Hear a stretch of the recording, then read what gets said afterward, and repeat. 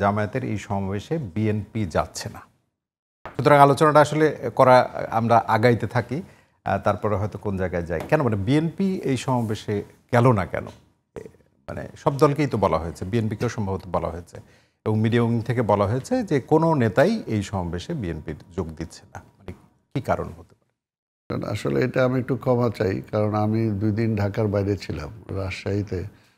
এটা দল কেন যায়নি এটা আসলে দলের সিদ্ধান্তের ব্যাপার, কিন্তু বিষয়টা হলো যেভাবে কিছুদিন যাবৎ তাৎক্ষণিক সিদ্ধান্ত বোধহয় না, না, এটা কিছুদিন যাবৎ মানে আমরা বুঝতে পারতেছি না যে জামাত মানে দলকে ইভেন আমাদের ভারপ্রাপ্ত চেয়ারম্যানকে কেন্দ্র করে যেভাবে তারা বক্তব্য দিয়েছে এটা কোনোভাবেই আমরা কাম্য করি না। কারণ এই জামাতের জন্য আপনারা জানেন, যেটা সবাই জানে, যে বিগত ফ্যাসিবাদ আমল থেকে শুরু করে পরবর্তী পর্যায়ে এই জামাতের বহু কিছু আমাদের ঘাড়ে নিতে হয়েছে।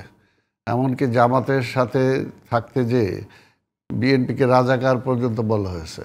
আমাদের পার্টির প্রতিষ্ঠাতা শহীদ রাষ্ট্রপতির স্বাধীনতার ঘোষক, তাকে পর্যন্ত রাজাকার বলা হয়েছে। এবং সবসময় আওয়ামী ফ্যাসিবাদ একসাথেই বলতো জামাত বিএনপি রাজাকার, বিএনপি জামাত। অর্থাৎ এত কিছুর পরেও কিন্তু বিএনপি কিন্তু তাকে ছেড়ে দেয় নাই, কখনো বলে নাই যে, বা কখনো সেই সময় জামাতের বিরুদ্ধে স্পষ্ট কোনো কিন্তু জামাতের বিরুদ্ধে কোনো বক্তব্য দেওয়া হয় না। যদিও সেই সময় বহু রকম ষড়যন্ত্র বহু কিছু ছিল যে কিভাবে জামাতকে বা বিএনপিকে আলাদা করা যায়, কিন্তু বিএনপি থেকে এমন কোনো সুযোগ কিন্তু বিএনপি দেয় নাই। ইভেন দেখেন সালমান ভাই, একটু যদি যুক্ত করি, মানে কঠিন সময় যেটি গেছে বিএনপির উপরে সবচেয়ে ভিকটিম যে 17 বছরে বলা যায়, কঠিন সময়ে জামাতের সাথে এক ধরনের ঐক্য ছিল।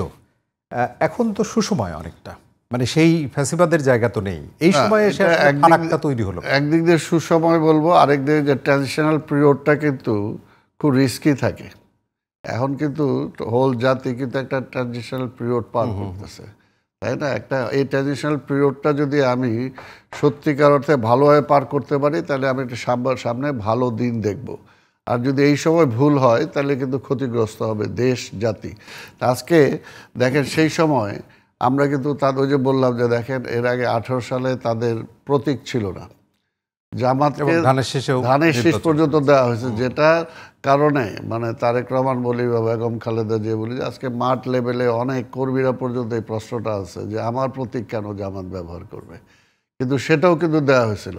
তো এই জন্য বুঝলাম না এটা দেওয়া হয়েছিল কেন, যদি আজকে কি সেই আমি বলি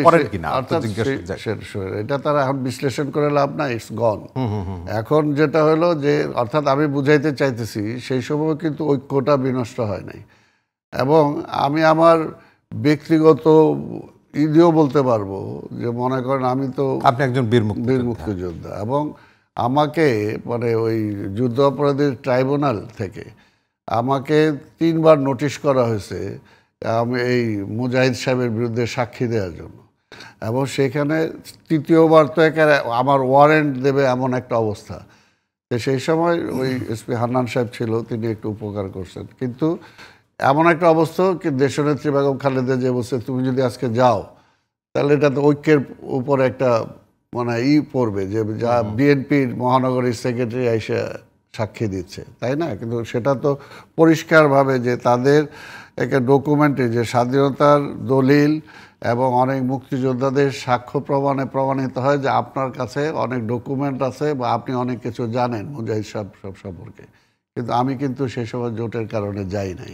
আচ্ছা, আমি একটা ব্যক্তি বললাম, ব্যক্তিটা মানে একটু সুনির্দিষ্ট করে আনি যে একজন ব্যক্তি আব্দুস সালাম যিনি বীর মুক্তিযোদ্ধা, সেই জায়গা থেকে এখন যদি আপনি যে কারণে বললেন যে দলীয় ঐক্যের কারণে আপনি যেতে পারেননি, তখন একজন ব্যক্তি বীর মুক্তিযোদ্ধা হিসাবে এবং দলের নেতা হিসাবে দুইভাবে যদি এখন মূল্যায়ন করেন, মানে সঠিক। এই জন্যই তো বললাম আই এম শকড।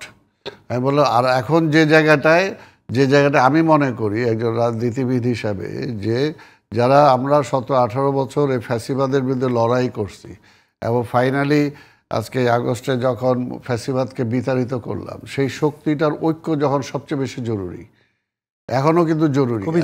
আমরা যেভাবেই থাকি না কেন, নির্বাচন আলাদা করতে পারি সেটা হলো অন্য কথা, কিন্তু আমরা একে অপরকে মানে প্রতিপক্ষ বানিয়ে আরেকটা মানে আবার ফ্যাসিবাদকে আসার সুযোগ করে দেব, এইটা কিন্তু সবচেয়ে মানে খুবই খারাপ। এটা মর্মাহত হওয়ার ছাড়া, এবং জামায়াতের মতো একটা মানে একটা রাজনৈতিক দল, তার কাছ থেকে আমি অন্তত মনে এটা আমরা আশা করি না। আমি আশা করি যে পরিস্থিতি পরিবেশ এখনো মানে ওই দিকে ঠেলে না দিয়ে আমাদের মাথায় রাখা দরকার যে আমার প্রতিবেশী রাষ্ট্র তাকে লালন পালন করতেছে এবং ষড়যন্ত্র করতেছে, যে কোনো সময় আবার আমার সেই আধিপত্যবাদ আবার ফিরে আসার জন্য চেষ্টা করতে পারে। কাজেই আমাদের এমন কোনো কিছু করা উচিত না যে আমরা যারা একসাথে রাজনীতিক আন্দোলন করেছি ফ্যাসিবাদের বিরুদ্ধে, আমাদের ঐক্যের ফাটলের মধ্য দিয়ে তারা যাতে প্রবেশ করতে না পারে।